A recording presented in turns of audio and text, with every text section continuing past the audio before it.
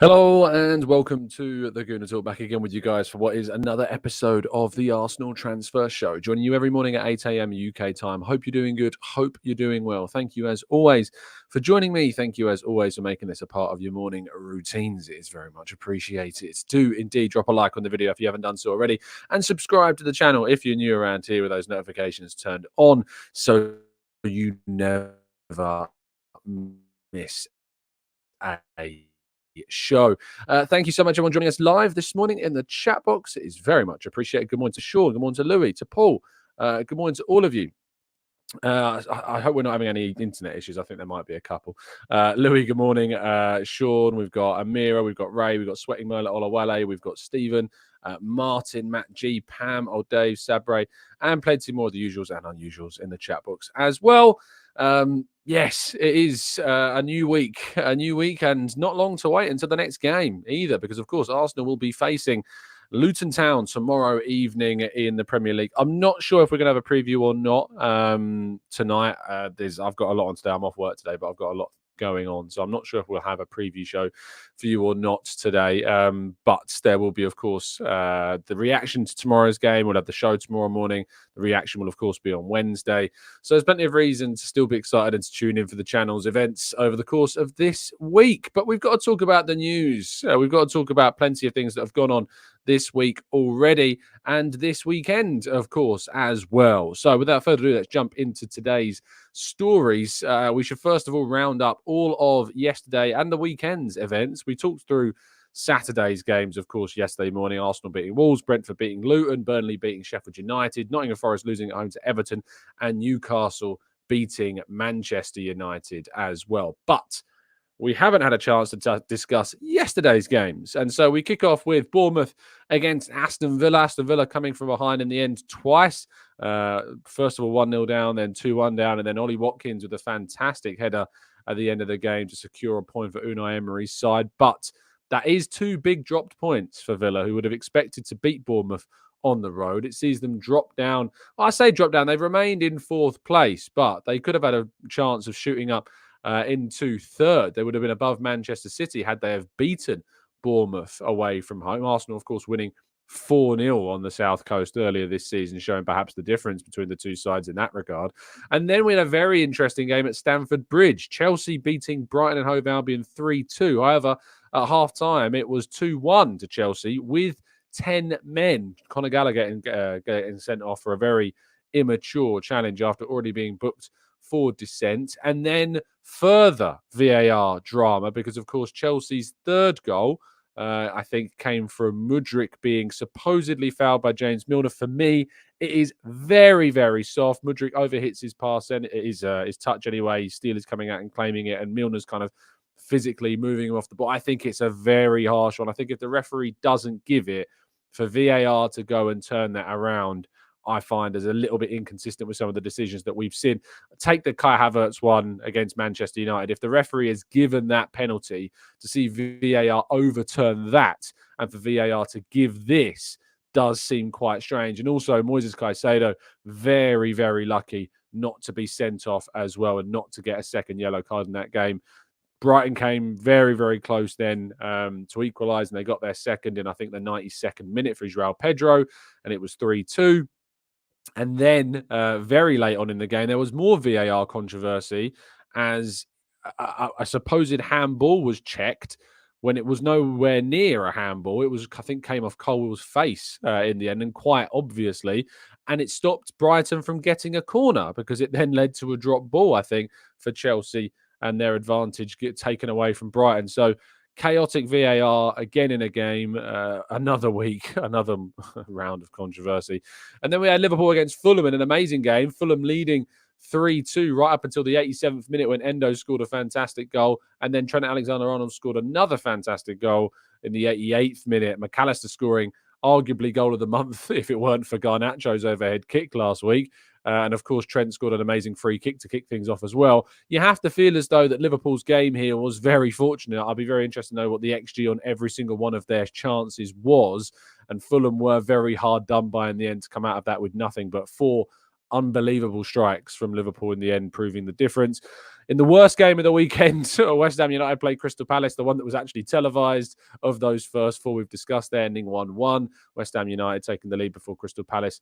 And Mavropanos, I think it was, making a really bad mistake, allowing, I think it was Edouard, to equalise. And then in the final game of the weekend, and probably the game of the weekend, Manchester City drew against Tottenham Hotspur 3-3. They probably should have beat them if it wasn't for a chaotic refereeing decision, which we probably again have to discuss, even though it's not really in the context of Arsenal. Anything to do with refereeing certainly seems to have an impact on us. But first of all, you have to say thank you to Tottenham Hotspur for nicking a couple of points off Man City. This was probably the result I was hoping to come out for the most, for both teams to drop points. We would wish that both teams could lose. They can't. But a draw is the best result for us. And my goodness, what a terrible decision from referee Simon Hooper. Erling Haaland, as you can see from that photo, very, very angry. To those that don't know what happened, at 3-3 and going into the final moments of the game, Erling Haaland was fouled. He played the ball through for Jack Grealish. The referee allowed play to go. He played advantage. You could see his arm in the air playing advantage. And as the ball was played through to a very clear one-on-one situation for Jack Grealish,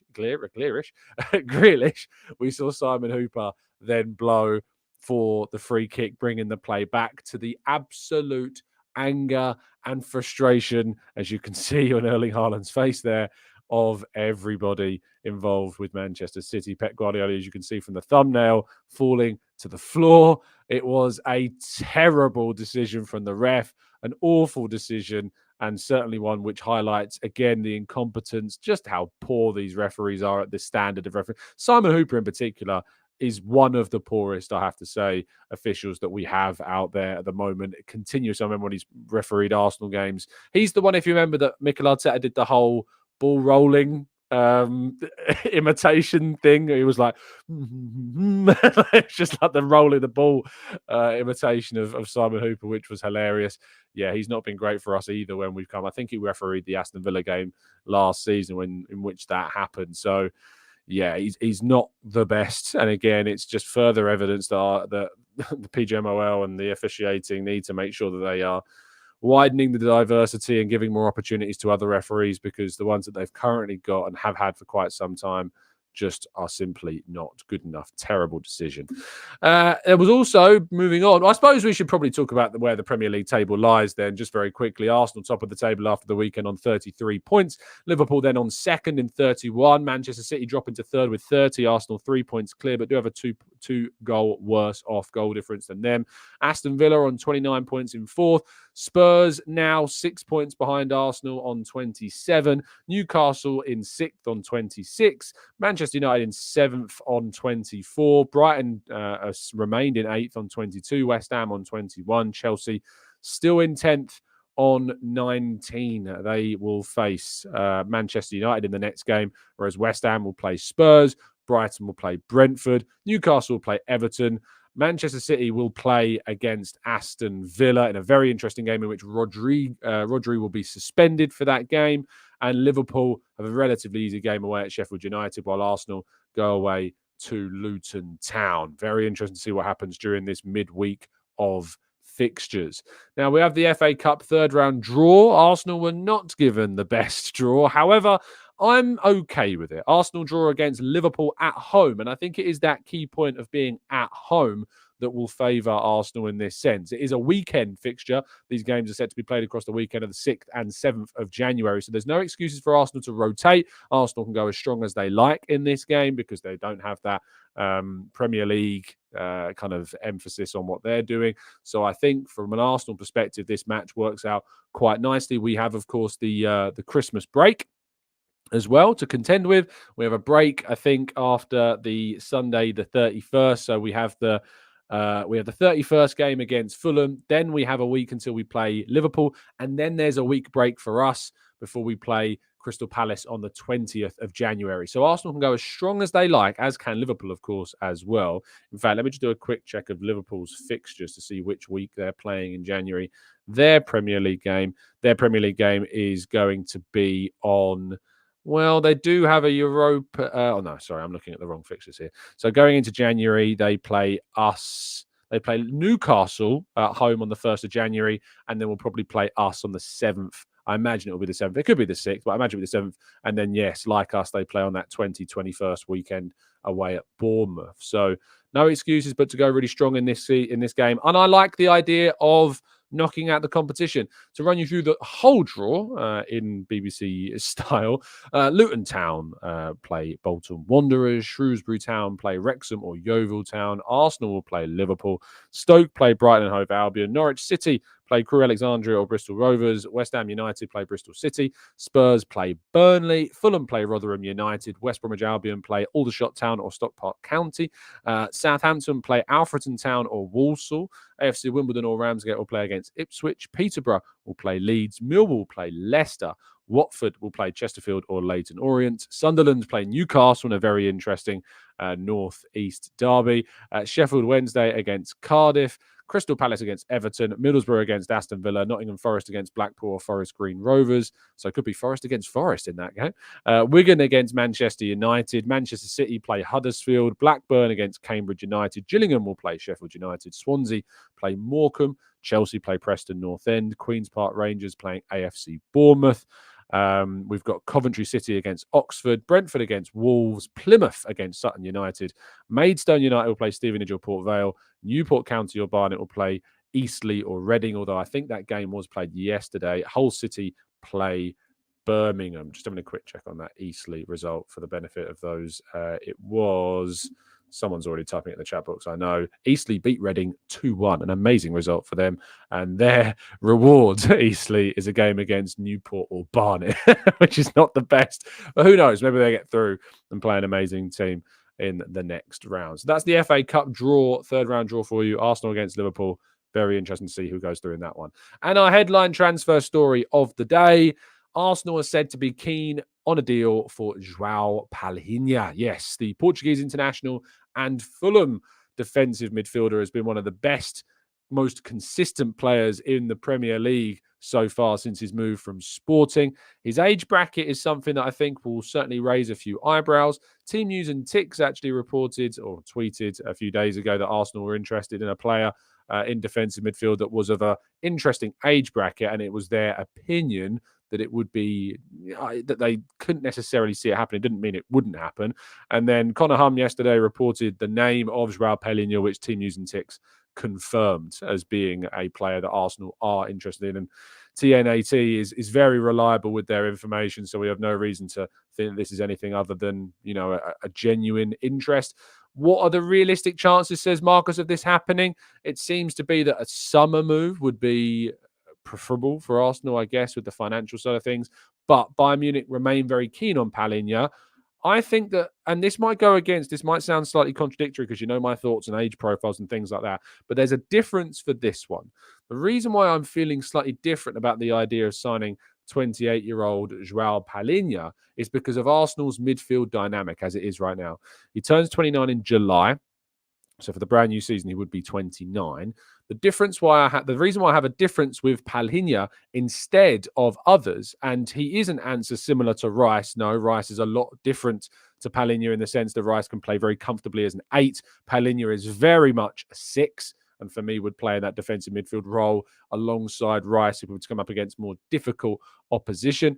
But Palhinha, for me, fits because if you're going to move on Partey, if you're going to move on Jorginho, if you're going to move on El Neni, Arsenal are losing an incredible amount of experience in that midfield. And so therefore, with losing all of that experience, you then replace that. And people talk about the idea, well, you know, maybe you're not bringing a younger player in this position, but in the forward line, we've got a lot of youth. In the defensive line, we've got a lot of youth. In the midfield, we've got a lot of experience, but it's leaving. And so therefore, there is an opportunity, I think, for Arsenal to go out and invest in an older, more experienced player that's got Premier League experience of playing at a very good level and is already being linked. You know, you think about Bayern Munich, for instance. Bayern Munich have already got Joshua Kimmich. They've already got Leon Goretzka, and they were still looking at trying to sign Joao Palhinha and very nearly did as well last summer. He's a very good player, very highly regarded, and certainly I think would be a really smart and shrewd move for Arsenal to make. And I think if we can invest money that doesn't necessarily have too much of a resale value,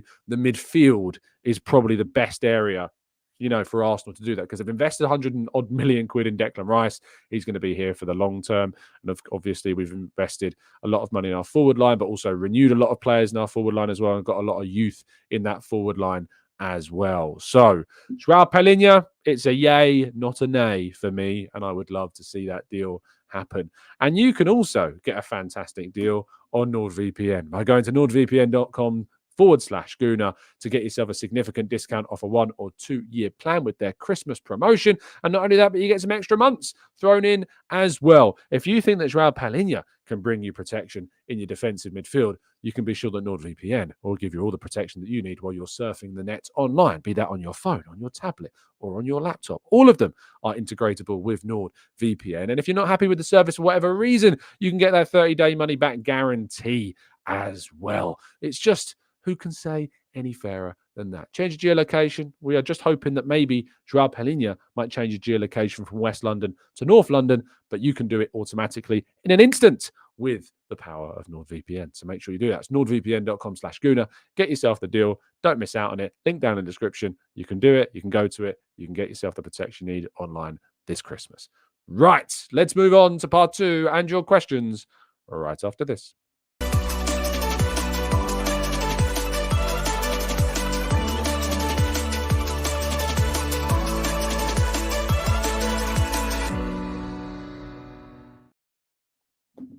Okay, shall we jump into the chat box then and tackle as many of your comments as we can? Thank you to those that bought tickets over the weekend for our live event. More being sold. They are whittling themselves down. So thank you to those that continue to do so. If you would like to come to our live event in February 22nd at the Old Queen's Head on the Essex Road in North London, then please make sure that you get hold of your tickets. Link down in the description to get them. The time is running out. We'll be revealing our lineup next month. So I'm very much looking forward to that.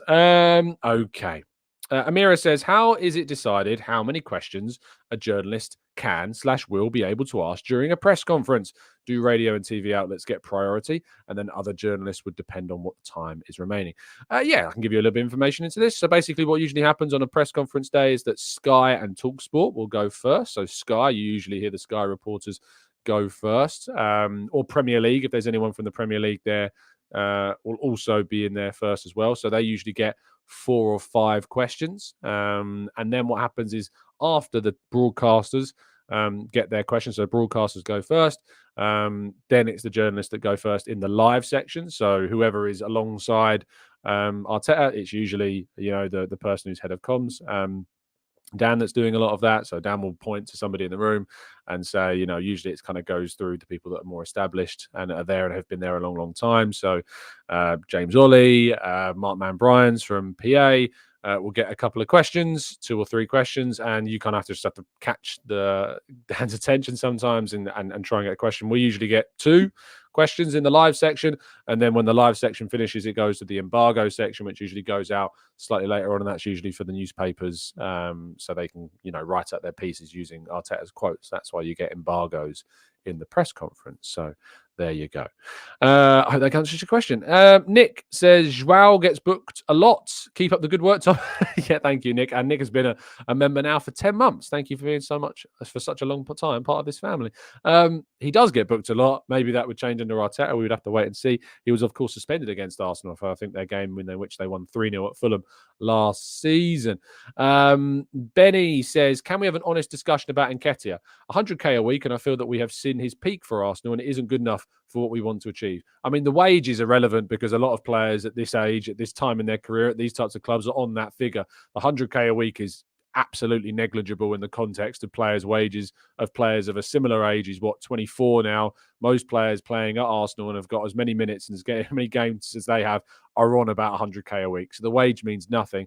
His level is obviously the bigger question. For me, as I've always said, if Arsenal go out and sign a player that is better than Jesus or has a ceiling that could be higher than Jesus, they should go out and do that. And then, of course, Eddie Nketiah would then move on. I haven't got an issue with that whatsoever. I think that Eddie Nketiah's future does still lie away from Arsenal. It was the right decision to renew him, in my opinion, because obviously he would have gone for free. And I think that Arsenal can make a very good amount of money off of a deal for Eddie Nketiah that can then be used to put towards a better centre forward.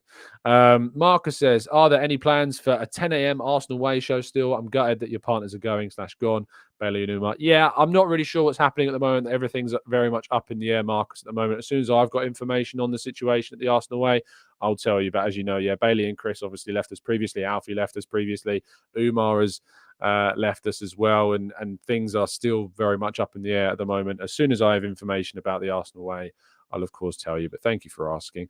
Praktika says, what's Nketiah's sale value? Without this contract he's on now, he'd have gone for free. With this contract, Arsenal can get a very useful backup in that sense for peanuts. I mean, his sale value, I think, is upwards of 20-30 million pounds personally. You've got a homegrown centre forward, plenty of Premier League experience, plenty of experience of scoring goals for a side like Arsenal as well. And I think that can be a really good option for the sides in the mid part of the table. I think, if Brighton were to lose Ferguson, he'd make a great signing for Brighton. I think if Brentford were to lose Tony, I think Nketiah would make a great signing for them. Mid-table, West Ham type level team, mid-table there, pushing for those European places. I think that Nketiah would be a great option to start for those teams. And I think Arsenal should be looking to get 20 to 30 million pounds for Eddie Nketiah. I wonder what his value is on transfer marks. Have a quick look. They're not the best when it comes to value in players always, because they don't take into account a lot of factors. They say 30 million euros for Eddie Nketiah, so interesting one. Derek says, how many teams in the FA Cup draw and we get Liverpool? We have no luck. I'm actually fine with it. I'm okay with it. You have to beat the best to win it, and that's, we got Man City in the first round last season, and we've got Liverpool in the first round this season. I'm fine with it. If you want to win the competition, you're gonna have to beat the big teams eventually. Unless you're Manchester United and you can win the League Cup by beating relatively poorer teams until you get to a final. And it's also something of a test. Like when you win the FA Cup, there's always something about that competition that's like, Arsenal's record in it, and is it count as a major trophy? The fact of the matter is, yes, it does count as a major trophy. And if you can beat Liverpool on the way to winning it, it stands for something I think even more impressive if you can win it whilst beating those types of teams. So I'm absolutely fine with the fact that we're playing Liverpool. We're at home. We can go our full strength team because we've got no match the week after. We have no reason but to absolutely go for it. So for me, I'd love to see us really push for that FA Cup. Phil Ed says, Tom, do you see any realistic sales happening in January? If not, I don't see how we'll get players in with the FFP restrictions that we supposedly have going on. Again, I have said for quite some time that I'm not exactly optimistic about the idea of Arsenal signing, anyone major in January. I could be wrong. I'm not that optimistic about it because I know that Arsenal's priority business is probably going to take place in the summer, not in January. And I have said for quite some time as well that I think our squad is good when everybody is fit. I think our squad is capable of winning a title when everyone's fit. It's the fact that we don't have so many players at the moment that have created these problems. We could still sign somebody. We hope to sign somebody, but we do have these restrictions at the moment. Regarding sales, obviously there are obvious ones like Cedric. Partey has been linked with an exit as well. I know Jorginho has been linked with an exit as well. You could see players like Nelson and Nketiah perhaps get offers. Who knows? We'll have to wait and see. Sometimes you get those clubs that are further down the bottom end of the table panicking and putting in big bids to try and stay up. You think about Sheffield United with Ryan Brewster. Who knows? Could somebody come in with a big bid for one of our players in hope of getting them? Reece Nelson maybe being a key one. So, yeah, I think it's very interesting to see what will end up happening. Harry says, do you think the lineup will have to be shuffled more than normal for the game against Luton, as we only played 3 days ago? I think we will see some changes. I think you probably will see Ben White probably coming for Tomiyasu. I think you might see Havertz coming for Trossard. You might see, who knows, could Nelson come into the team for one of the wide positions? I don't think it has to change too much. But I think Arteta will want to change some things. Maybe we'll see Jorginho come into the midfield. Maybe Kivior will come into the team. I think there's options, and we have options to change things. So there will be a little bit. I'd be surprised if we didn't make any, because of course we've got that trip to Aston Villa on Saturday. Let's go to Derek, who says, Tom, since we have multiple Dereks, can you add our last names instead? So I have to call you Derek Norris, and where was other Derek? Derek McNicholas in the chat as well. you're going to have to agree that between yourselves, I'm afraid. Benny says, what about a Timber update? I've seen that he is in the gym working. Of course, he's been in the gym working for months and months and months. There's no official update yet. We won't get an update on his potential return for a little while. Do be very cautious when it comes to hearing updates on Yuri and Timber. ACL injuries are really unpredictable about return time and recovery. You probably get the most information when they start going out onto the field and running, and then with a ball, when they're working with a ball, that's a really good sign, and that gives you a better indication of the timeline of how far they might be away. But I wouldn't be too optimistic about having him back within the next 3 or 4 months. I think it's going to be more likely April, maybe May, maybe even after the season. So don't get your hopes up too high for Timber, I'm afraid. But I hope I'm wrong, and I hope that we see a miraculous recovery, but you can't rush someone back from this type of injury. Maximilian says, hey, Tom, Palhinha or Fofana, and why? Really good question, this, actually. And my answer would be Palhinha. The reason why it would be Palhinha is because I think, obviously, if Arsenal want to go and win a Champions League, they want to win a Premier League, adding a player that can give you guarantees about their quality and readiness now is ideal, and I think that Palhinha is of a level well above that of Fofana. Fofana is a great player and I really like him, but I genuinely look at Palhinha as one of the best defensive midfielders in the Premier League. You've got a bracket of players like Rodri and Rice, and Palhinha is genuinely punching on the door of that level of player. He is that good. Whereas Youssouf Fofana is obviously, I think, a couple of rungs down that ladder, but is pushing upwards. I think Palhinha is the type of player that you can sign, add loads of depth. You see Jorginho, Partey leave, and you've still got room probably to add a Fofana on top of that because he can play 6 or 8, so it gives you that depth. So I lean towards Palhinha because he is the better player, and I think is punching on the door of those top players in the Premier League. And it's certainly worth Arsenal going into the market to try and do that for the experience that he would bring to the group as well. He's Portuguese, which means he's Portuguese speaking. He fits into the group of players that we've already got that speak Portuguese, like the Brazilians and the Portuguese players here, like Fabio Vieira, Cedric. I know Cedric's leaving, but you've got other players as well. Mauro Bandeira, young Portuguese player coming through the youth system as well. But you've got Gabriel, all in the team as well. So yeah, I think he fits in really, really nicely into that group. But Fofana would be a very, very close second. I just didn't see Palhinha as somebody that I had no indication that it was him that was being looked at, because it just seemed that it was so clear and obvious that Bayern Munich would be the team that he would be moving to. Let's go to Unique says, do you think it's a blessing in disguise that we didn't get Caicedo? I do think there is something to always be said about players that move to Chelsea, because players that move to Chelsea don't always tend to do that well. Would Mudryk have done better at Arsenal? I think he probably would have done. Would Caicedo have done better if he'd moved to Arsenal under Arteta? I think he probably would have done. But if you're asking me whether or not I'd rather have had Rice or Caicedo, it is so obvious that Rice is the better player of the two. Raf, joining us in the chat, says, do you think that we spend 80 million on a player with no resale value? I don't know if he would cost 80 million, Raf, to be honest. There's been suggestions that Fulham would accept between 50 and 60 million pounds from Bayern. It would depend upon the situation. But I think that if it's in the 50 to 60 million pound bracket, I think that Arsenal would do that.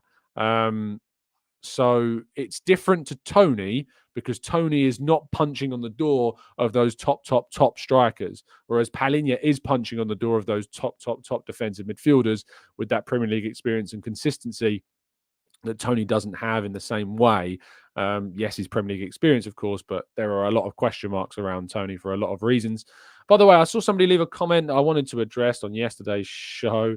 I get very frustrated, but just because I'm not the biggest fan of Ivan Toney as an option for us, it does get a little bit irritating when I see comments like bias against. So the comment from Dylan says, I love Tom, which I respect, but he is so shameless with his bias, and I think he means against. He says towards, but I think he means against Tony. Call a spade a spade. The only reason he doesn't want him is because of the off-field antics, which is fine, but dressing up as anything else is mad. Tony is far superior to Mbeumo. Of course, on yesterday's show, I said I think I'd rather Brian Mbeumo than Tony. The reason why I said that is A, because of his age profile, B, because I think he brings great depth to the right-hand side, which we definitely need as well as being an option at centre-forward.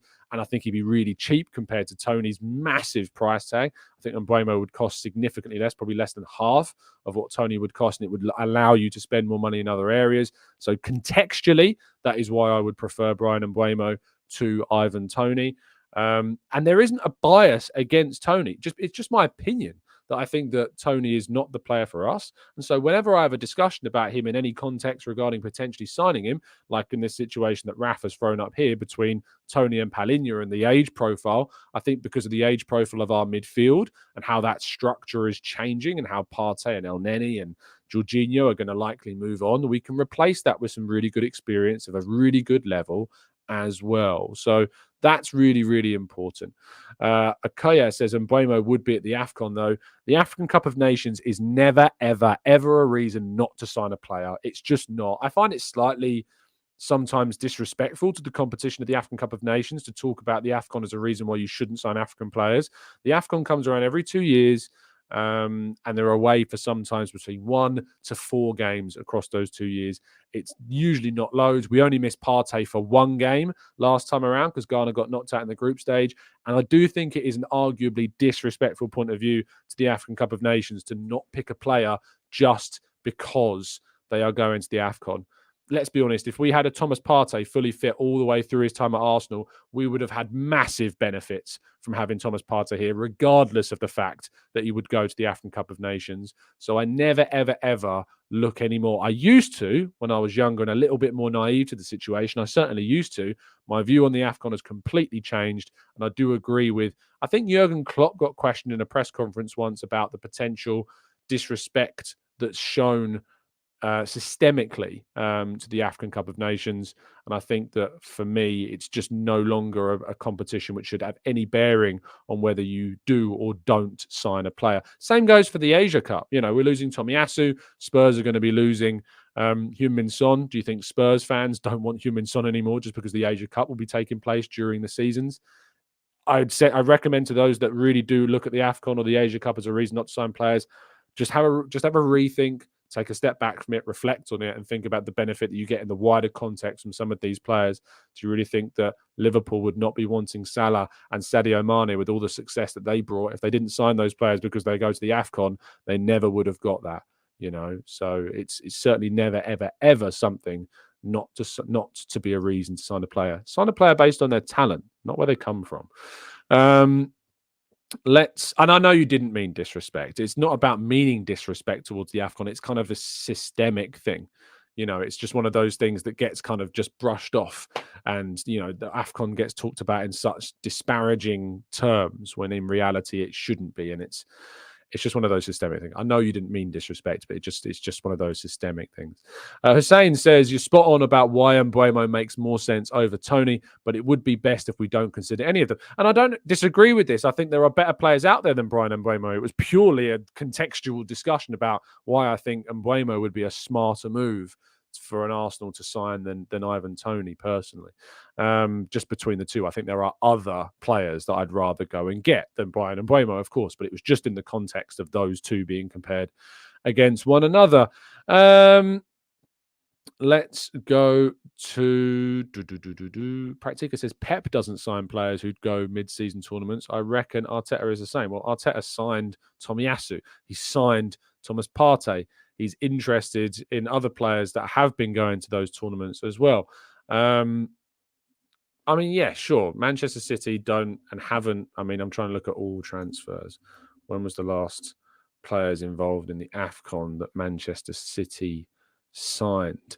It's not a bad point, you know. It's not something that necessarily they have done. Just having a quick check.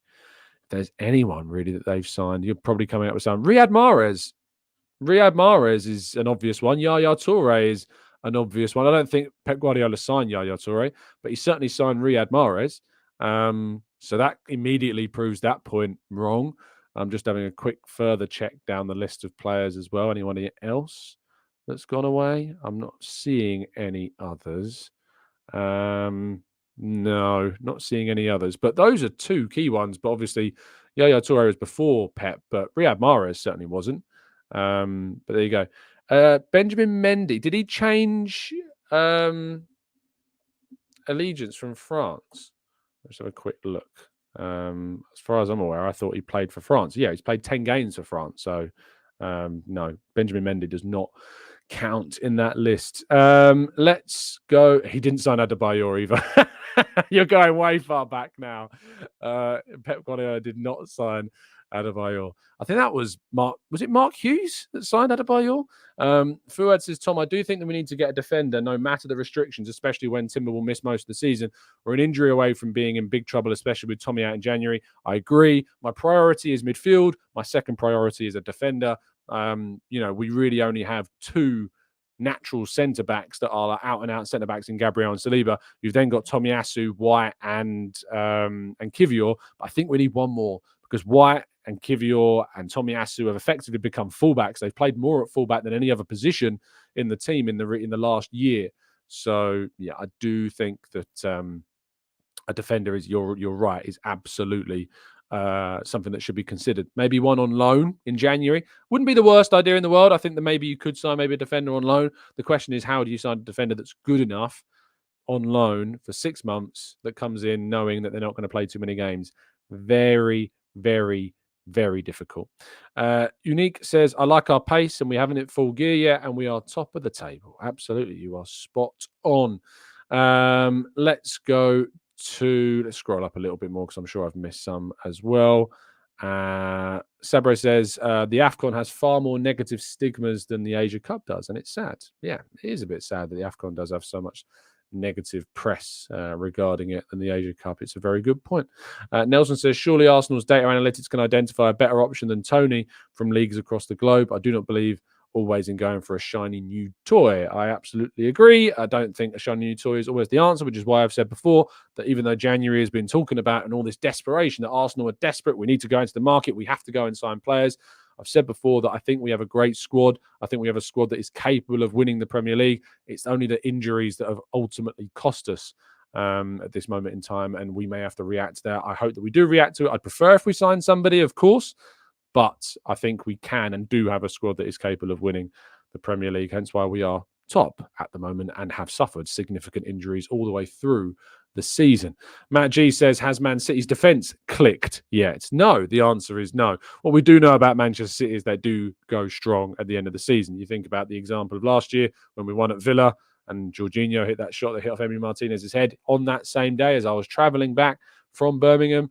There was a 1-1 draw in Nottingham, which was the last time that Manchester City dropped any points in the Premier League until they won the league that season.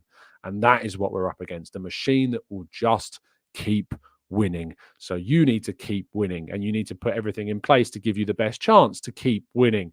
So at the moment, we need to focus on opening up this gap as much as we can.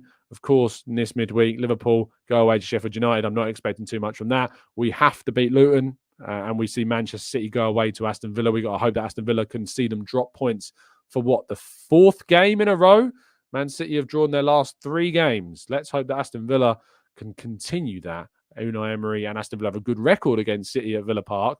Let's see if they can do that again.